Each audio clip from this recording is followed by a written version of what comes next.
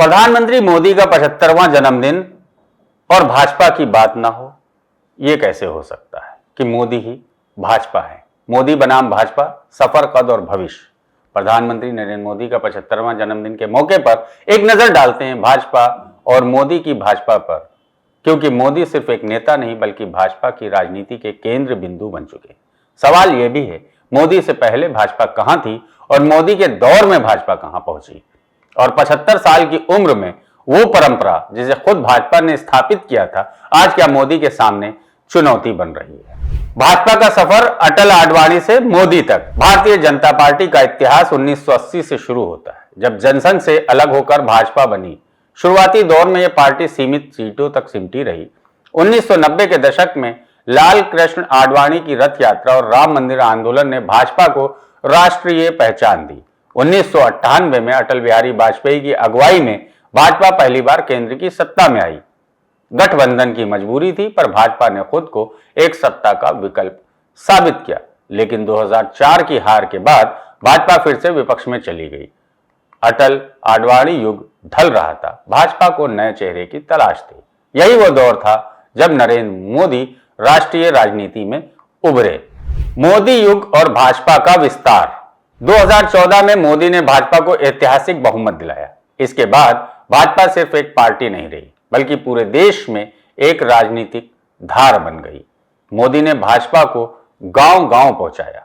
Social media से लेकर mega event तक संगठन को जन आंदोलन जैसा रूप दिया। भाजपा ने उत्तर, पश्चिम और मध्य भारत में तो अपना दबदबा कायम किया ही, पूर्वोत्तर राज्यों तक अपनी पकड़ बना ली।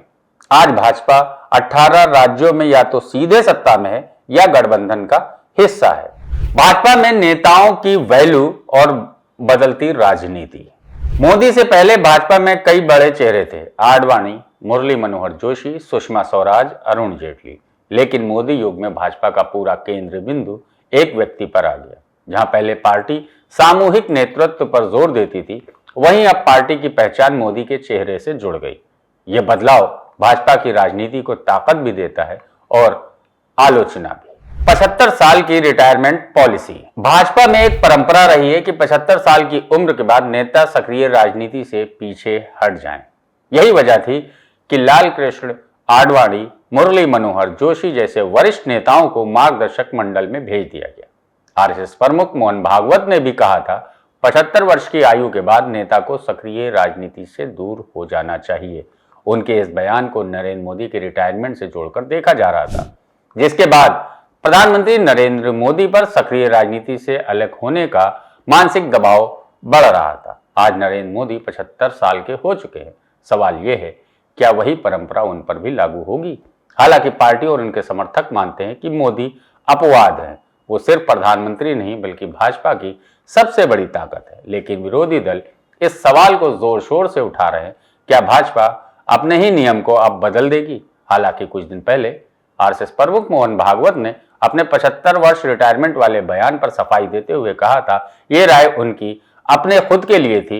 हालांकि तमाम सवालों के बीच मोदी आज भी भाजपा की सबसे बड़ी चुनावी गारंटी हैं।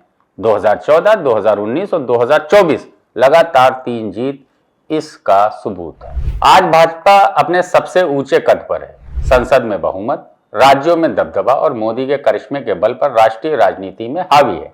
लेकिन बड़ा सवाल यह है, भाजपा का भविष्य क्या मोदी के बाद भी उतना ही मजबूत रहेगा। क्या पार्टी सामूहिक नेतृत्व की ओर लौटेगी या मोदी की छवि आगे भी पार्टी को दिशा देगी। और सबसे अहम, 75 साल की परंपरा मोदी के लिए अपवाद बनेगी या भाजपा उसे बदल देगी। ये वही प्रश्न है मोदी के 75वें जन्मदिन पर भाजपा और देश की राजनीति को दिशा देंगे। आइए आपको दिखाते हैं हमारी सहयोगी स्नेहा सिंह की ये खास रिपोर्ट। नमस्कार, बहुत बहुत स्वागत है आपका और मैं हूं आपके साथ स्नेहा सिंह। 2014 से लेकर 2025 तक नरेंद्र मोदी भारतीय राजनीति का सबसे प्रभावशाली चेहरा बनकर उभरे हैं। उनके सफर में 2 बातें हमेशा सामने आई हैं, खामोशी और बड़े फैसले। ना ज्यादा बोलना, ना ज्यादा प्रतिक्रिया देना, लेकिन जब कोई निर्णय लेते हैं तो उसका असर दूर तक दिखाई देता है। आइए जानते हैं कि अब तक उनके इस सफर में क्या क्या बड़े मोड़ आए हैं।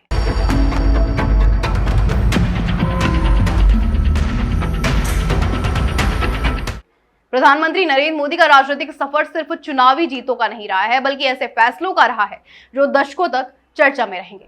2014 में जब उन्होंने प्रधानमंत्री पद की शपथ ली, तब देश अच्छे दिन की उम्मीद में था। पहले कार्यालय में जनधन योजना, स्वच्छ भारत मिशन, उज्ज्वला योजना जैसे कई जन कल्याणकारी कार्यक्रम शुरू हुए, लेकिन असली पहचान बनी 2016 की नोटबंदी से। अचानक एक रात 500 और 1000 के नोट बंद करने का फैसला, जिसने पूरी अर्थव्यवस्था को हिला दिया। इसके बाद 2019 में आया एक और बड़ा कदम, अनुच्छेद 370 को हटाना। कश्मीर से विशेष राज्य का दर्जा खत्म कर दिया गया, और वो भी बिना किसी बड़े विरोध के। राम मंदिर निर्माण, 3 तलाक पर कानून, नया संसद भवन, CAA और कृषि कानूनों जैसे विवादास्पद मुद्दों पर भी मोदी सरकार ने स्पष्ट और कड़े निर्णय लिए। हालांकि हर फैसले को व्यापक समर्थन नहीं मिला। किसान आंदोलन और CAA विरोध जैसी घटनाएं भी इस दौर का हिस्सा रही हैं। कोविड महामारी के दौरान सरकार की कार्यशैली पर सवाल भी उठे, लेकिन दुनिया का सबसे बड़ा वैक्सीनेशन अभियान भारत ने ही पूरा किया, और ये भी एक उपलब्धि के रूप में देखा गया। विदेश नीति की बात करें तो मोदी ने भारत को वैश्विक मंचों पर मजबूती से पेश किया। G20 समिट हो, अमेरिका दौरा हो, UAE और अफ्रीकी देशों से रिश्ते हो, हर जगह भारत की आवाज मुखर रही। लेकिन मोदी की सबसे खास बात यह रही कि उनकी खामोशी। विवादों पर कम बोलना, आलोचनाओं पर प्रतिक्रिया ना देना और सीधे फैसले ले लेना, यही उनका स्टाइल है। विरोधियों के लिए यही एक चुनौती भी रही है। पर यह खामोशी बहुत से सवाल भी पीछे छोड़ जाती है, जिनके ऊपर सवाल पूछना बहुत जरूरी है। जिनमें सबसे पहला सवाल है रोजगार के वादे और बेरोजगारी। 2014 में पीएम ने हर साल 2 करोड़ नौकरियों का वादा किया था, लेकिन आज भी बेरोजगारी देश की सबसे बड़ी समस्याओं में से एक है। NSSO डेटा के मुताबिक आपको बता दें, 2017-18 में बेरोजगारी दर 45 सालों में सबसे ऊंची थी, और इस पर पीएम मोदी ने सीधी प्रतिक्रिया नहीं दी। दूसरी, महंगाई पर चुप्पी। रसोई गैस, सब्जियों, पेट्रोल, डीजल की कीमतें आसमान पर पहुंची, लेकिन संसद या भाषणों में महंगाई पर प्रधानमंत्री ज्यादा नहीं बोले। कृषि कानून और किसान आंदोलन हो, 3 कृषि कानून बिना चर्चा के लिए गए, और जब साल भर आंदोलन चला तो भी प्रधानमंत्री ने बहुत देर से बयान दिया। आखिरकार कानून वापस लिए गए, लेकिन 700 से ज्यादा किसानों की मौत पर मोदी का कोई स्पष्ट बयान सामने नहीं आया। कोविड के दौरान ऑक्सीजन संकट और मौतें, सरकार ने मौतों के आंकड़े तक को चुनौती दी, और प्रधानमंत्री ने इस संवेदनशील मुद्दे पर ज्यादा सार्वजनिक बातचीत नहीं की। और ना जाने कितने और जरूरी मुद्दे, चाहे वो चीन के मुद्दे पर खामोशी हो या महिलाओं की सुरक्षा और अपराधों पर चुप्पी, और ये लिस्ट ऐसे ही आगे बढ़ती रहेगी। मोदी है तो मुमकिन है, पर सवाल पूछना मुश्किल है। लेकिन ये भी सच है कि नरेंद्र मोदी के नेतृत्व में देश ने कुछ ऐतिहासिक फैसलों को देखा है। कभी दशकों से अटकी योजनाएं जमीन पर उतरी हैं, तो कभी भारत की आवाज अंतर्राष्ट्रीय मंचों पर और बुलंद हुई है। तो ये था प्रधानमंत्री नरेंद्र मोदी का सफर, खामोशी और फैसलों का मेल। पर एक बात देश के हर नागरिक को याद रखनी होगी, नेता बड़ा हो सकता है, लेकिन सवाल पूछने वाला नागरिक उससे भी बड़ा होता है। क्योंकि सच्ची प्रगति तब होती है जब मन की बात के साथ साथ जन की बात भी सुनी जाए। प्रधानमंत्री मोदी के 75वें जन्मदिन पर हमारी सहयोगी रिया की ये रिपोर्ट देखी। नरेंद्र मोदी एक ऐसा नाम जिसने साधारण चाय बेचने वाले से लेकर भारत के सर्वोच्च पद तक का सफर तय किया है। एक नेता, एक रणनीतिकार, एक विचारधारा जिनकी राजनीति ने देश की दिशा और दशा दोनों को प्रभावित किया है। आज जब प्रधानमंत्री नरेंद्र मोदी अपना 75वां जन्म दिवस मना रही हैं, तो हम लेकर आए हैं आपके लिए उनके 45 साल के राजनीतिक सफर की वो कहानी, जिसने उन्हें एक विकास पुरुष से लेकर जनता का प्रधान सेवक तक बनाया। नरेंद्र मोदी एक ऐसा नाम जो पिछले 4 दशकों में भारत की राजनीति का पर्याय बन चुका है। चाय बेचने से शुरुआत, संघ प्रचारक का जीवन, और फिर भारत के प्रधानमंत्री की कुर्सी तक का सफर। आज हम उनके 45 साल के राजनीतिक जीवन की उस कहानी पर नजर डालते हैं, जहां हर मोड़ पर उन्हें नया नाम मिला, समर्थकों से सराहना और विरोधियों से आलोचना के साथ। नरेंद्र मोदी का जन्म 17 सितंबर 1950 को गुजरात के वडनगर में हुआ। आर्थिक रूप से सामान्य परिवार से आने वाले मोदी ने बचपन में रेलवे स्टेशन पर चाय बेचते हुए संघर्ष को करीब से देखा था। युवा अवस्था में उन्होंने आरएसएस का दामन थामा और प्रचारक के रूप में जीवन जीना शुरू किया। यहीं से उन्होंने पहला नाम मिला, संघ प्रचारक। 1987 में बीजेपी से जुड़े और गुजरात में पार्टी संगठनों को मजबूत करने में जुट गए। इस दौर में उन्हें रणनीतिकार, संगठनकर्ता और पार्टी के भीतर एक क्राइसिस मैनेजर के रूप में उन्हें देखा गया। आपको बता दें कि 2001 में जब वो पहली बार गुजरात के मुख्यमंत्री बने थे, तो उन्होंने तेजी से विकास पर जोर दिया था। वाइब्रेंट गुजरात, सड़कों, बिजली, निवेश और उद्योगों को बढ़ावा देने वाले उनके प्रयासों ने उन्हें विकास पुरुष और गुजरात मॉडल का प्रतीक सा बना दिया था। साथ ही 2002 के गोधरा कांड के बाद हुए दंगों ने मोदी की छवि को वैश्विक स्तर पर विवादास्पद बना दिया था। हालांकि कई समर्थकों ने उन्हें इस दौर में हिंदू हृदय सम्राट कहना भी शुरू कर दिया था। आपको बता दें कि आलोचकों ने उन्हें कट्टर हिंदू नेता तक का टैग दे दिया था। 2014 में जब नरेंद्र मोदी ने प्रधानमंत्री पद की शपथ ली तो उन्होंने खुद को प्रधान सेवक बताया। ये एक नई रणनीति थी जब वे खुद को जनता का सेवक कहकर जनता से भावनात्मक जुड़ाव बनाते हैं। 2019 और 2024 में दोबारा भारी बहुमत के साथ सत्ता में वापसी की। नरेंद्र मोदी की राजनीति सिर्फ नीतियों की नहीं बल्कि प्रतीकों और पहचान की भी रही है। वहीं चुनावी रणनीति में वे हर मुद्दे को एक बड़ी राष्ट्रवादी भावना में बदल देते हैं। 45 साल में नरेंद्र मोदी की पहचान साधारण प्रचारक से शुरू होकर वैश्विक नेता तक पहुंची है। समर्थकों की नजर में वे मसीहा, विकास पुरुष, चौकीदार हैं, जबकि आलोचक उन्हें तानाशाही सोच, प्रचार मंत्री कहने से नहीं चूकते। लेकिन इस बहस के बीच एक बात स्पष्ट है, भारत की समकालीन राजनीति में मोदी का नाम अनदेखा नहीं किया जा सकता। प्रधानमंत्री मोदी का 75वां जन्मदिन हमारे दिल्ली से देखिए हमारी सहयोगी स्नेहा रजावत की ये खास रिपोर्ट। नमस्कार, बहुत बहुत स्वागत है आप सभी का और मैं हूं आपके साथ स्नेहा सिंह राजावत।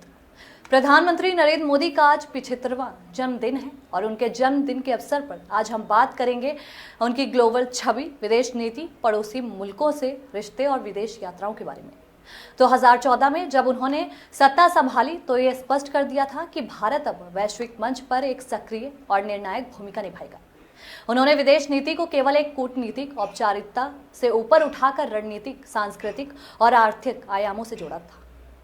इससे उनकी ग्लोबल छवि एक बार फिर से आत्मविश्वासी, प्रभावशाली और निर्णायक नेता के रूप में बनी रही। चलिए अब सबसे पहले बात करेंगे उनकी ग्लोबल छवि के निर्माण के बारे में। पीएम मोदी ने दुनिया को यह संदेश दिया कि भारत अब केवल उभरती हुई शक्ति नहीं बल्कि वैश्विक नीति निर्धारण में भी भागीदार है। अंतर्राष्ट्रीय मंचों पर उनकी उपस्थिति जैसे G20, संयुक्त राष्ट्र, COP सम्मेलनों और ब्रिक्स में उनका वक्तव्य स्पष्ट, आत्मविश्वासी और भारत के हितों के अनुरूप रहा है।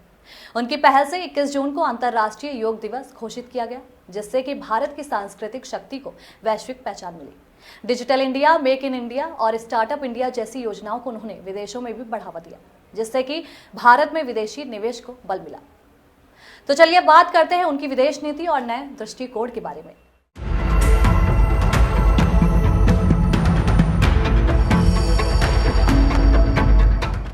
तो मोदी सरकार की विदेश नीति 4 प्रमुख स्तंभों पर टिकी रही। सबसे पहला, राष्ट्र हित सर्वोपरि। राष्ट्र की सुरक्षा, संप्रभुता और वैश्विक सम्मान को सर्वोच्च प्राथमिकता दी गई। दूसरा, आर्थिक कूटनीति, व्यापार, निवेश और तकनीकी सहयोग को बढ़ावा देना। तीसरा, सांस्कृतिक जुड़ाव, भारतीय संस्कृति, योग और अध्यात्म को कूटनीति में शामिल करना। और चौथा, डायस्पोरा डिप्लोमेसी, विदेशों में बसे भारतीयों को भारत की ताकत के रूप में प्रस्तुत करवाना। ये 4 प्रमुख विदेश नीतियां पीएम मोदी की सबसे अहम स्तंभ रहे। अब बात करेंगे उनकी विदेश यात्राओं, रणनीति और संवाद के बारे में कि अब तक उन्होंने कहां-कहां यात्राएं की हैं। तो प्रधानमंत्री नरेंद्र मोदी ने अब तक 65 से ज्यादा देशों की यात्राएं की, जिनमें से अमेरिका, रूस, Japan, France, UAE, Australia, Africa और दक्षिण एशियाई देश प्रमुख हैं। इन यात्राओं का उद्देश्य केवल समझौते करना नहीं था बल्कि नेतृत्व स्तर का विश्वास निर्माण करना भी था। हाउडी मोदी अमेरिका, नमस्ते ट्रंप, वीवा मोदी फ्रांस और UAE में मंदिर के निर्माण की आधारशिला जैसे कार्यक्रमों ने उनकी वैश्विक पहचान को और मजबूत किया। वहीं पीएम मोदी की विदेश यात्राओं पर खर्च और उनके वास्तविक लाभ को लेकर कई सवाल भी हमेशा से उठते हैं। कुछ लोग इनके प्रचार और राजनीतिक उद्देश्य पर भी संदेह जताते हैं। साथ ही घरेलू समस्याओं की अनदेखी के बारे में भी आलोचना होती है। चलिए अब आपको बताते हैं उनके पड़ोसी देशों से उनके संबंधों के बारे में। पीएम मोदी ने अपने पहले कार्यकाल की शुरुआत की सार्क नेताओं को शपथ ग्रहण समारोह में आमंत्रित करके, जो कि एक बड़ा कूटनीतिक संकेत था। बांग्लादेश के साथ भूमि सीमा समझौता एक ऐतिहासिक उपलब्धि रही। भूटान और नेपाल के साथ सहयोग बढ़ा। हालांकि नेपाल में कुछ मुद्दों पर हमेशा से मतभेद रहा। चीन के साथ संबंधों में तनाव बना रहा, विशेषकर डोकलाम और गलवान जैसी घटनाओं के बाद। पाकिस्तान से रिश्तों में कटुता बनी रही। सर्जिकल स्ट्राइक, और बालाकोट एयर स्ट्राइक के बाद भारत ने एक सख्त रुख अपनाया। प्रधानमंत्री नरेंद्र मोदी ने भारत की विदेश नीति को नवीन ऊर्जा, गौरव और दृष्टिकोण दिया। उन्होंने भारत को केवल एक क्षेत्रीय शक्ति से ऊपर उठाकर वैश्विक मंच पर निर्णायक भूमिका में स्थापित किया। उनकी विदेश यात्राएं, रणनीति और मजबूत संवाद शैली ने भारत की वैश्विक छवि को एक मजबूत, आत्मनिर्भर और सम्मानित राष्ट्र के रूप में स्थापित किया। मैं नरेंद्र दामोदर दास मोदी